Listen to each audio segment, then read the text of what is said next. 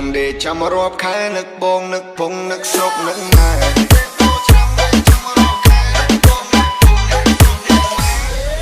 សំលុយតាំងពីឆ្នាំមុនបើសិនមានយីអូនមានប្រពន្ធមួយដែរ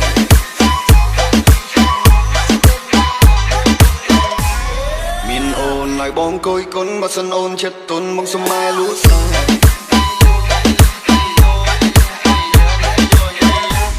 ញ៉ែមែនបងញ៉ែបានមុនចង់បដាក់ទុននឹងចង់នៅសៅខែ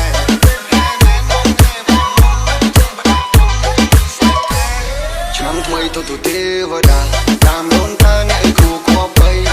ជំនាញមិនងងនឹងត្រឹមស្នាមញញឹមនឹងត្រឹមឆ្នាំថ្មី